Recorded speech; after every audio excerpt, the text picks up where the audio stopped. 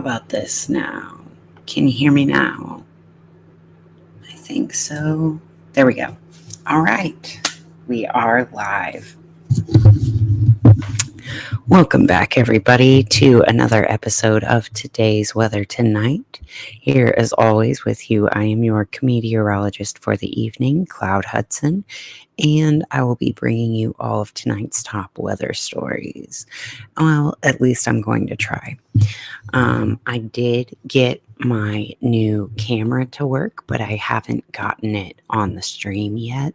So trust me when I say that better sound and video quality is coming. Also, the ability to record out in the field is coming, but I'm not quite there yet. Let's go ahead and take a look at what we're working with as far as our volcanoes today. We'll get to the coronal mass ejections in a minute. Volcanoes. Haven't looked at that in a while. I know that we're getting pounded. Hold on. Okay. Update from Svartsengi, a graph illustrating the progression of magma accumulation and the estimated total volume in the reservoir beneath Svartsengi since October 25th. Chevaluk volcano, Ibu volcano. Ooh, look at that. Glowing lava flows emitting from the summit vent of Lewitobi Wakiwaki volcano. Dukono. Okay, Svartsengi update. Okay. God, sometimes it does that. In the early hours of the 4th of November, a brief swarm of earthquakes was recorded. Since then, the seismic activity has remained low. Ground uplift is ongoing. Now approximately 80% of what had built up before the eruption that began on August 22nd. If the accumulation rate holds steady, it could soon reach the levels observed just before the last dike intrusion and eruption. An even larger volume of magma will be necessary to trigger the next intrusion, so we're not quite there yet. Okay, Kamchatka not identifiable on satellite imagery, but expected to be there. Mount Ibu, we're looking at volcanic ash. Lewitobi continues to explode, and it has been exploding for a while now. Strong volcanion-sized explosions generate copious ash columns reaching altitudes varying between 3 and 5 kilometers, propagating west, southwest, and northwest. Semeru, Java, Indonesia, also explosive activity. So is Dukono exploding, and Popocatépetl. Santiaguito has no volcanic ash emissions.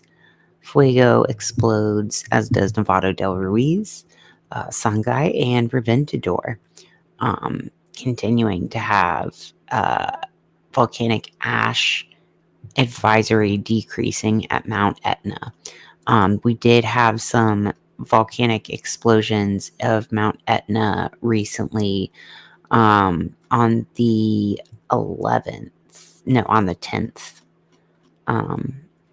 That's Lewitobi again. Beautiful eruption, very terrifying and scary though. On 11/10, at 11/10, it peaked. So the eruptive activity started at 111. Okay, let's go look at our earthquakes. Oh, I didn't size that correctly. Sorry.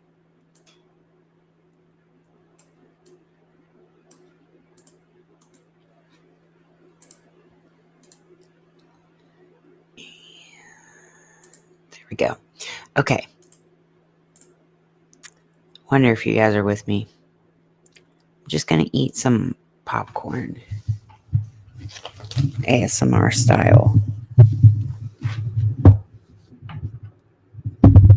Sorry, I should probably have a low cut on.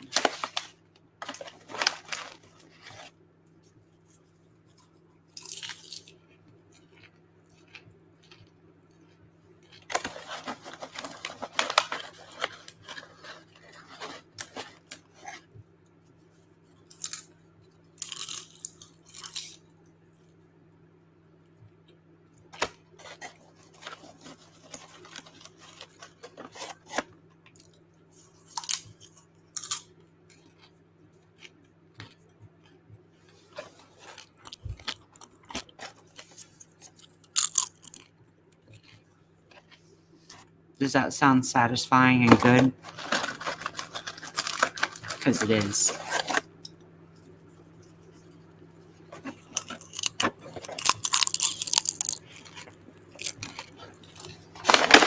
Okay.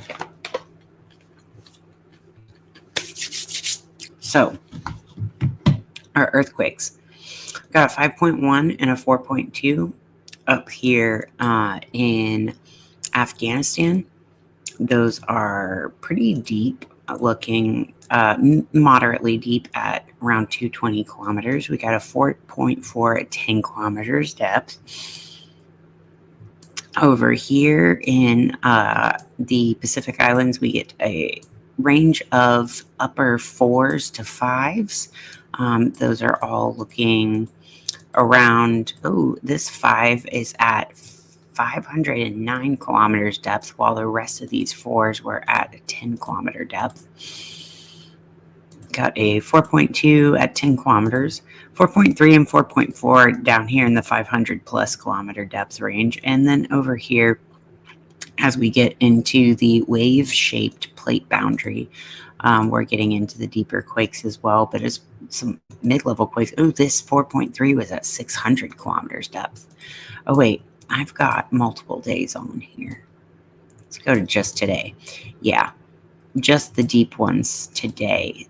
4.3 at 600 and a 4.9 at 419.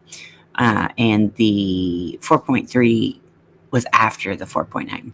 4.2 at 10 kilometers depth there. Then up here, recently in Japan, there was a volcanic eruption that created a new island in the Volcano Islands.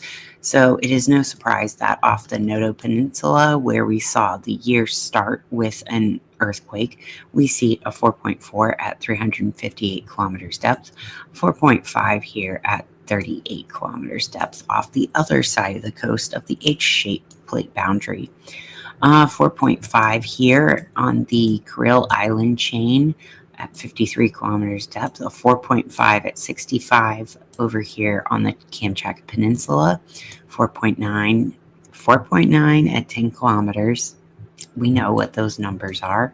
Well, we don't really know what they are, but we know that they're mysterious, mysteriously often. 4.1 at 114, and we had a decently large quake here in Hawaii at 3.0, but our regular stack continues. I'm going to bring the ring sizes down so we can see that there are a handful of pretty decent quakes in Alaska today, including a 3.1 at 10 kilometers depth. While our ring sizes are down, we can see that the 1s and 2s have the East Coast, and into West Texas and central United States as well, but nothing too crazy. This 2.0 in the New Madrid seismic zone, exactly where Dutch sense is a 2.8 at 8 kilometers depth.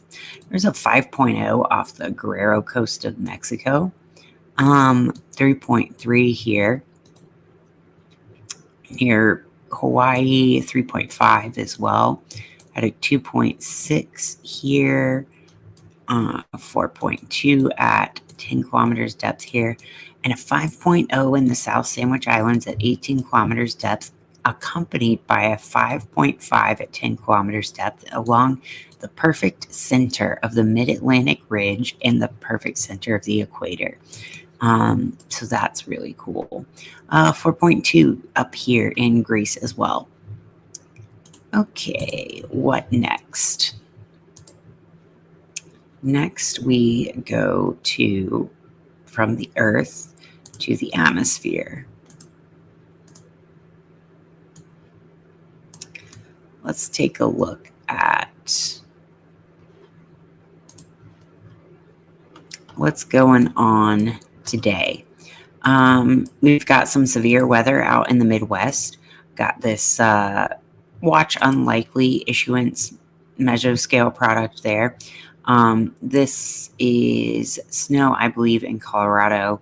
This is some severe weather rolling through Dodge City, Kansas. But again, We are in November, so it's not exactly ideal severe weather season. So we don't have to get too concerned about this linear convective system, but it is something to look out for. It's a frontal boundary that's creating kind of like a roll cloud, like when you swoop your arm through the water and it all rolls up over.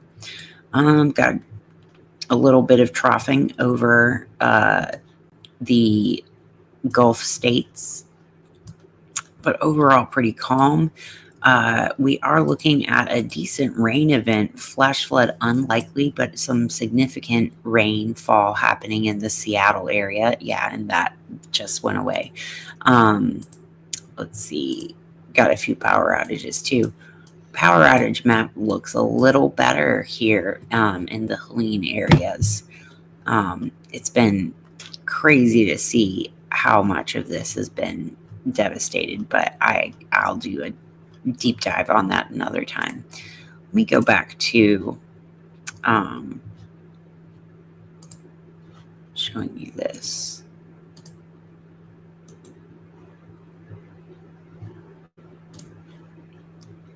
This is our water vapor imagery. And so you can see that the water vapor is coming from the Pacific up over the Sierras in Mexico and Texas into the central United States, and a lot more of it is also coming in through the northeast or northwest there. So that's where all our moisture is coming from. Let's go back to checking out. I want to go to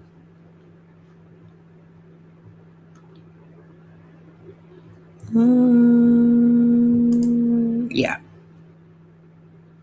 This is our water vapor full continental or full disk of the Americas. And as you can see, we're getting splashed in the splash zone.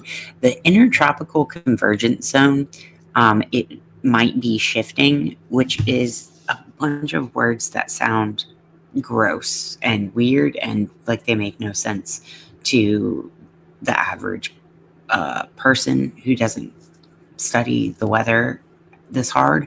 But the ITCZ is a special area that you can identify here where all these rain bands are popping up. It usually falls the band vertically, how north or south it falls, is usually within a pretty consistent area. But it might be shifting due to a changing climate. So there's going to be way more rain in places that aren't used to rain and more drought in places that aren't used to drought. We just have to get ready to get used to a new normal of patterns of weather. Okay, let's go next to let's check out what the HeartMath Institute has to say about our global Schumann resonances today.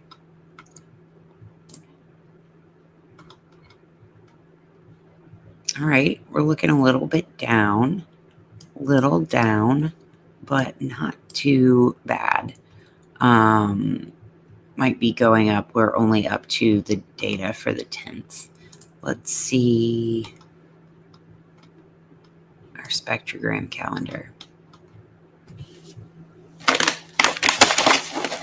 Ooh, what is that? Station 3.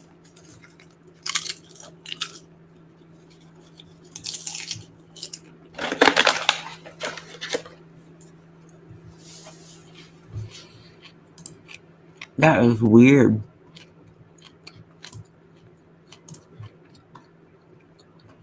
Oh, Lithuania. Okay.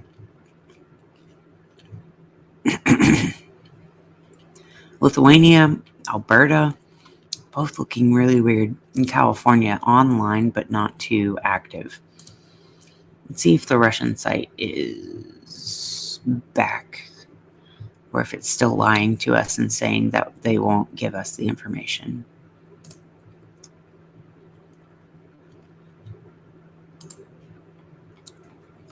Yeah, there we go.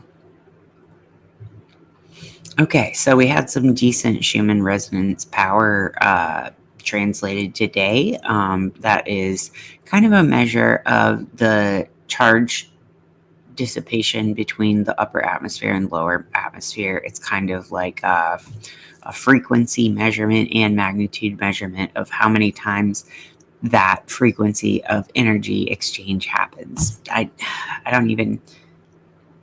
It's like meta commentary on the vibes. Let's look at the. Oh, I wanted to go back to heart math.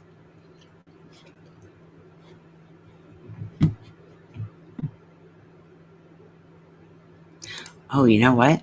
I'm gonna try something, guys. Do you see this behind me? Do you see this? I have a second display now. This is my lovely second display. It's got, I mean, I don't have the camera optimized for looking at it yet, but I have a second display and I can point to things on my map. I'm so excited. Okay. Let's see. What was it? Okay. Let's look at the solar wind speeds. All right, they've been highly variable, but hovering at slightly elevated. Really elevated around October 31st when the veil was the thinnest. Let's look at the space weather for today. Oh, look at that. On the 12th, we had a possible type 4 potential full halo coronal mass ejection. Let's take a look at the video for that. Wait, did I click on the right? Yeah.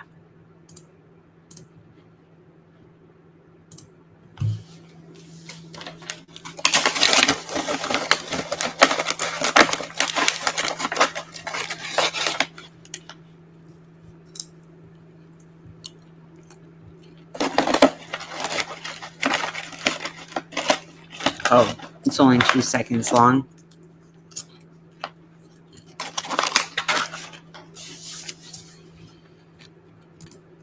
Whoa.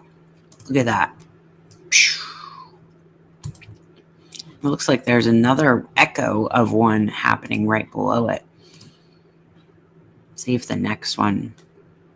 Yeah, that's the next one they identified. That is really cool. So we had 1, 2, 3, 4, 5, 6, 7, and then technically 8 coronal mass ejections today. Let's look at. That was probably from over here. 3889 would be in the middle, though. I noticed something the other day that there was an ohm symbol in the coronal holes, and Stefan Burns also commented on it. I thought that was really interesting and cool to see the ohm symbol reflected in the sun. We had a near X-class flare on the 10th. And we've been going down ever since. I think that maybe that was our peak for this week, but who knows? Let's go. I want to watch this in SDO imagery. Let's look at the composite.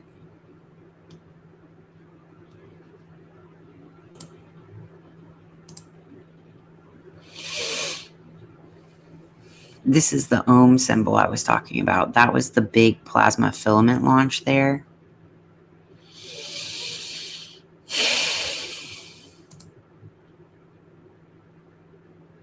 There. Let's watch that filament launch one more time. And that, I think, was our mass ejection.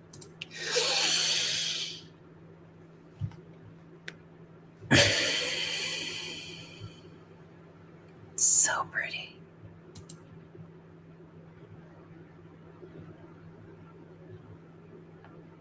So it launched out here, and then this had a big filament launch as well. And we saw it from kind of the side angle.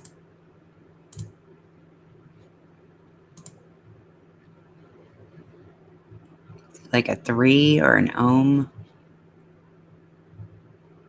Beautiful. Beautiful.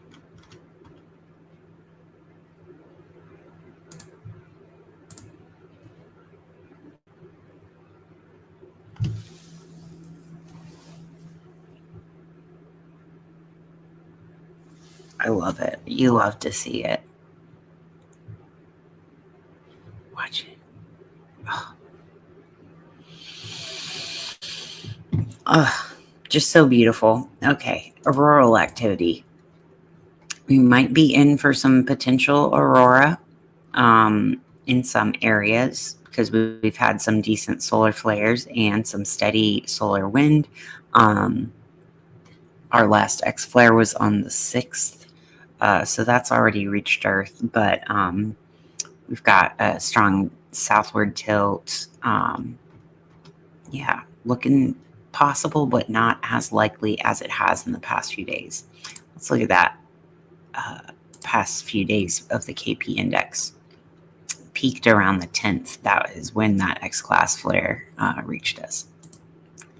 Let's go now to our current planets.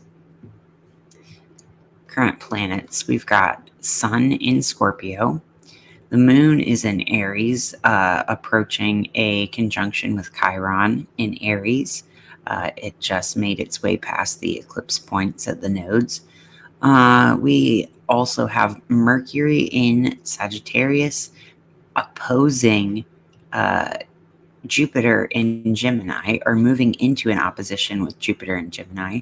The last thing opposing Jupiter, or the last thing that opposed Jupiter was Venus, and that was the benefic opposition, balancing out the malefic opposition of Mars and Mars opposite Pluto. Now Mercury opposite Jupiter is kind of like abundance versus logistics, the tension between really expanding and growing and having all your needs effortlessly met, and the logistical, magical, practical ways of, okay, how do I actually call in the abundance? What is that spell? Where do I put these things? That's Mercury in Sagittarius, and I think that's a studied, like a disciplined study of how to manage your resources.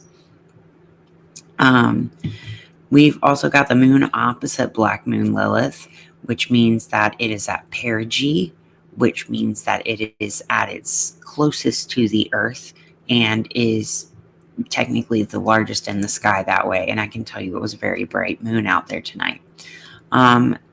Venus has just ingressed into Capricorn. She is just starting her Capricorn transit and is technically co-present with Pluto, but Pluto will get out of this sign and she will have Capricorn all to herself.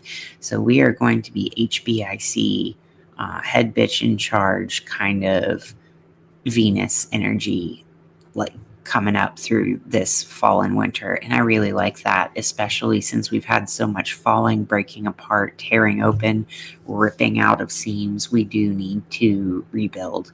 And I think that Venus in Capricorn is a perfect time for that.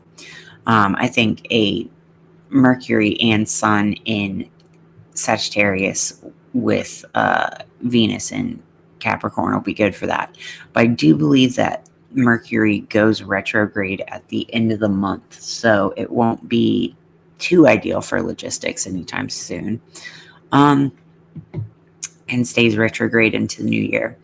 We have that Mercury making a square to Saturn in Pisces, so everything will be in check by Saturn in Pisces right now, retrograde motion at that, which is also co-present with Neptune in Pisces. And I remember I said yesterday I see this Saturn-Neptune as a turbidity curtain in Pisces. Okay, it is a Mercury day, and it was a Mercury hour. Most of this broadcast was in a Venus hour. I do want to. Hello, thank you. Hi.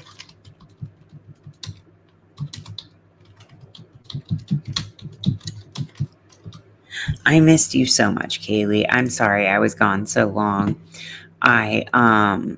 It took me a while to get back to normal.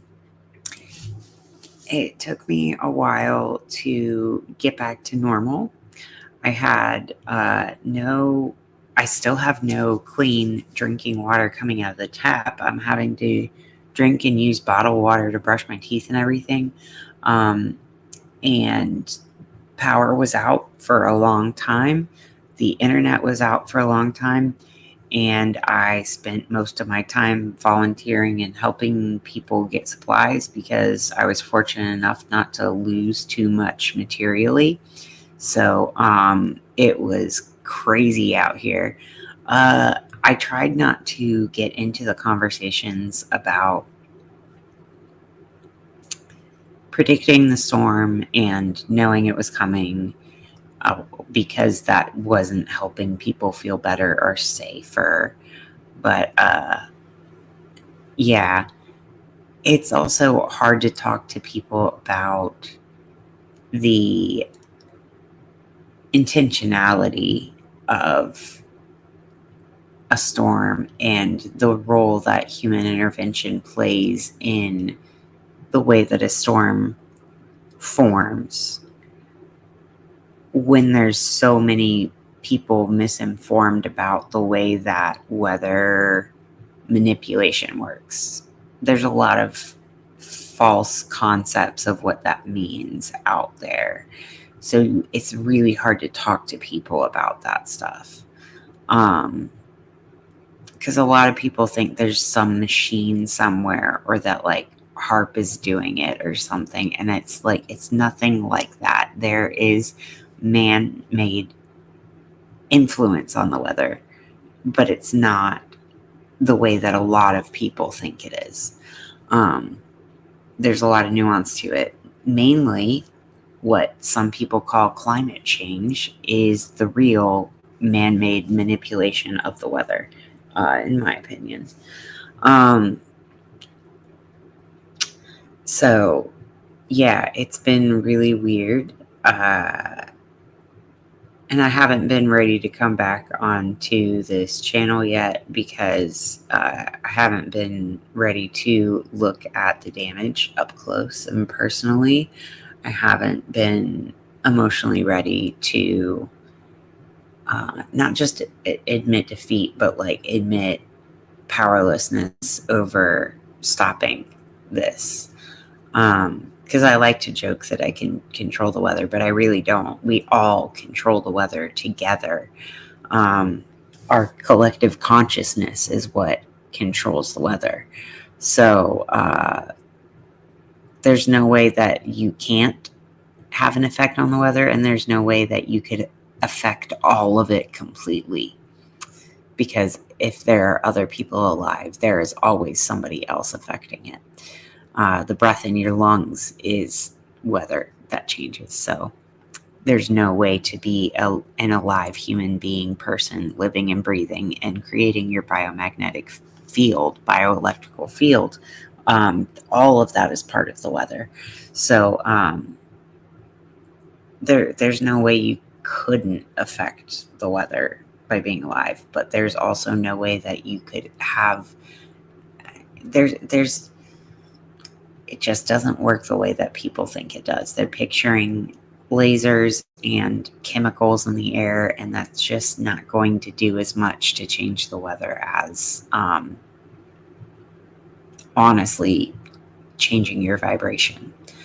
I think Asheville's vibration is a little bit ahead of where everybody else is going to go. I think we are going through our purge stage a little sooner. We're like those people who did the waking up process earlier than everyone else because they needed to help everyone else get through their waking up process. I think there's going to be water wars in the future.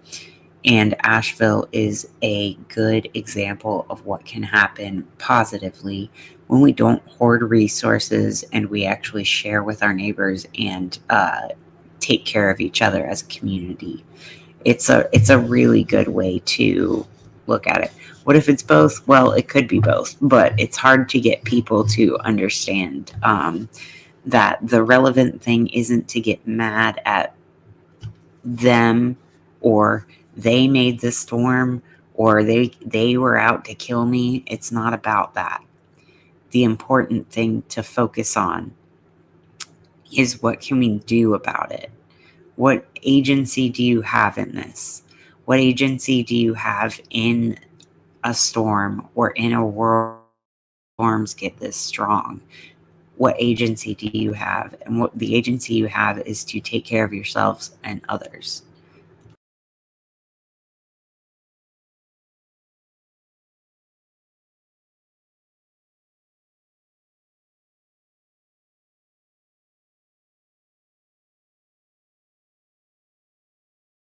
Well, did I just go away? Well, I do think that I need to go to sleep soon. I have to go. I do live in a communal housing situation, so I do have to get offline eventually, and shut up. So I love you. I will see you tomorrow. Have a great evening. Bye.